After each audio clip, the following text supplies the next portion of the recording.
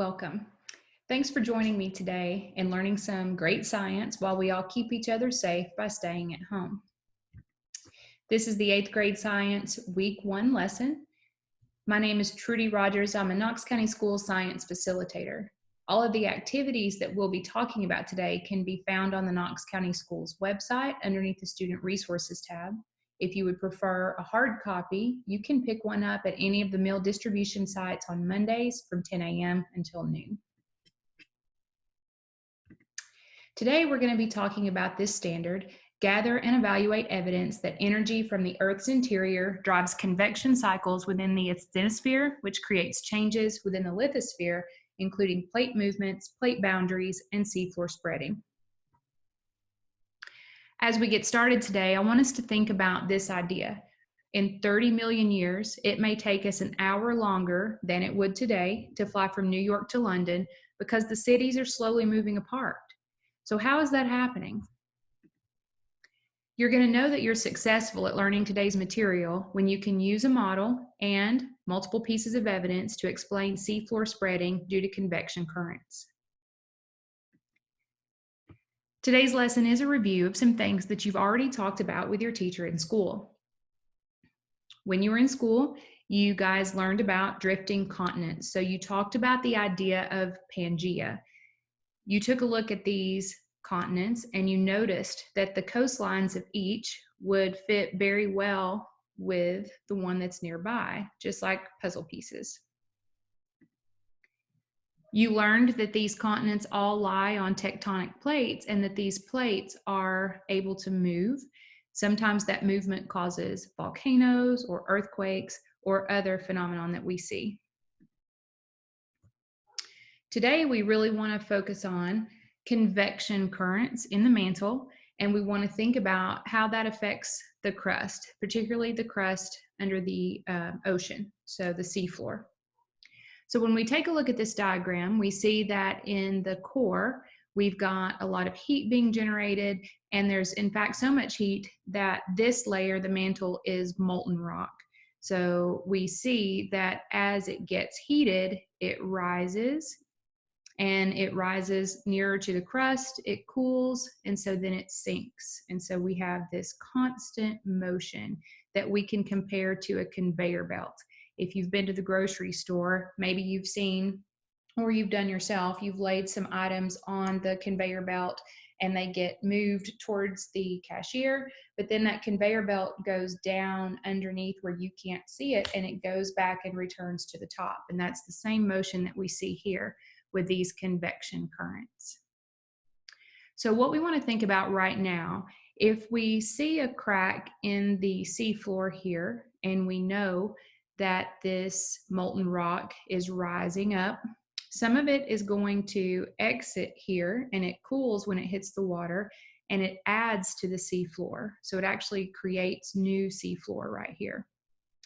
So I want us to think about, if crust is being created at one edge of a tectonic plate, what might be happening to the crust on the other side of that plate?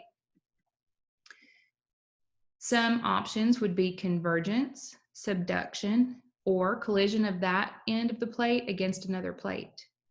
So if we go back to that diagram, what do you think is happening here? So we are creating new seafloor on this edge. What's happening to this edge? If you chose subduction, you're correct. Good job. When we take a look at this diagram, we see that we've got these yellow lines here representing ridges. If you could hold the earth in the palm of your hand, much like a baseball, and run your thumb back and forth across the earth, you would feel these ridges just like you would feel the threads holding the seams together in a baseball. These ridges are where this activity is happening. So how do scientists know about this? Here you see an image of a submarine that's able to go deep into the ocean. They're able to take images, take samples of the seafloor. They can use special instruments to learn different things about the seafloor. And several decades ago, they sent a submarine named Alvin down, and Alvin was able to detect certain things about the ocean floor. We're going to talk about some of those today. We also have drilling ships, so big ships that are able to drill down really deep into the ocean floor and collect samples for scientists to analyze.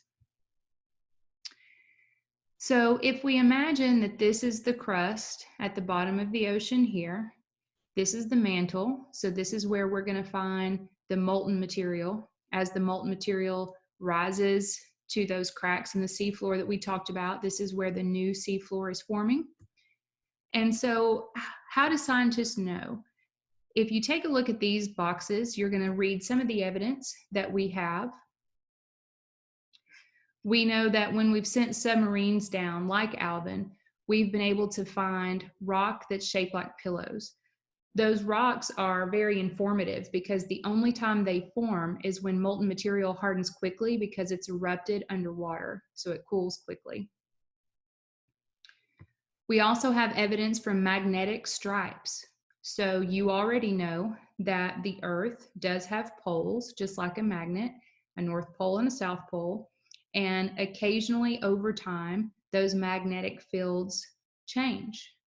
So at some point in time, the North Pole could become the South Pole and vice versa.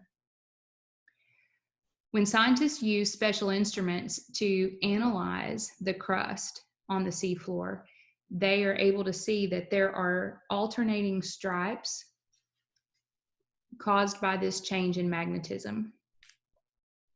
We also have evidence from drilling samples.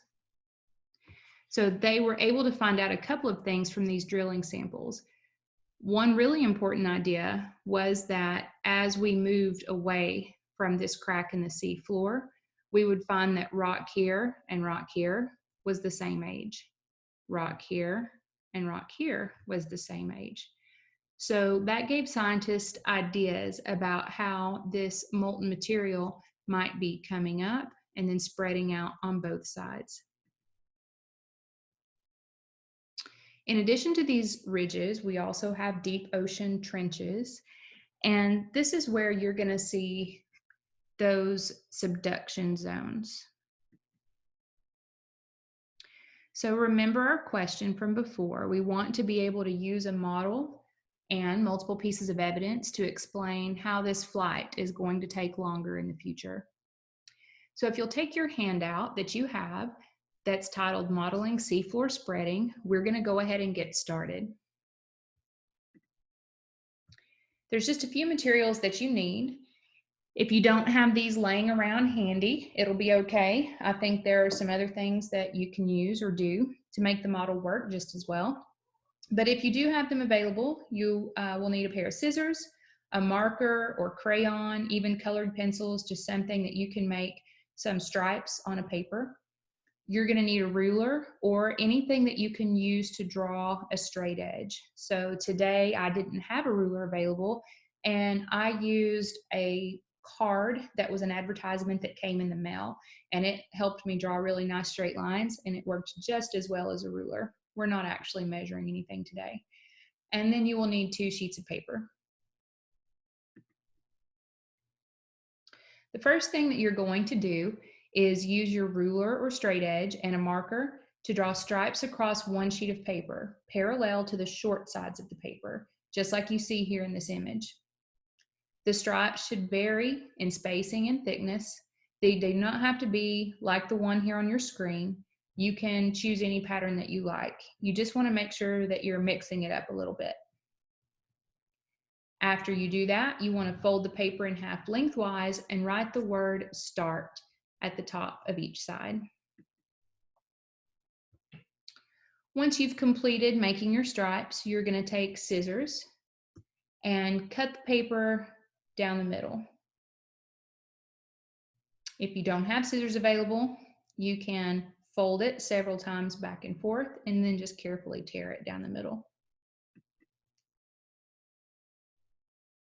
Once you finish that step, you're going to go ahead and fold your paper into an accordion. Then you're going to unfold it, leaving those creases in the paper. Once you have the creases, you want to fold your paper long ways, and you're going to make 3 cuts or tears.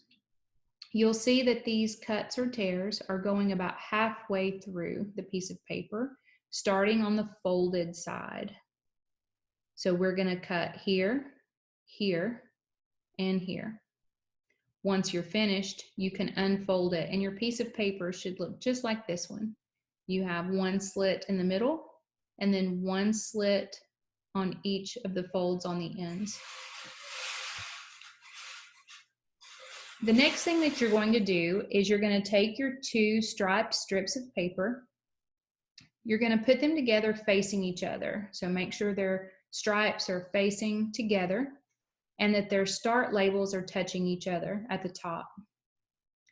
You want to insert the start ends of the strip up through the middle slit in your paper.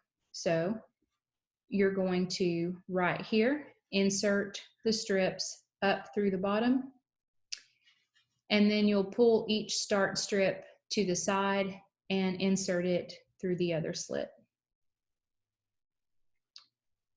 It could be helpful for you to take a piece of tape and tape your strips together here at the bottom. And then you're going to be able to pull these strips and see what happens here in the middle as you pull them. As you're taking a look at your model, how the model behaves as you move your strips, start thinking about the questions on the Analyze and Conclude part of your handout. Once you're finished answering these questions, there is an answer key available in the packet, and so you can check and see if there are some things that maybe you'd like to think about in addition to what you've written down.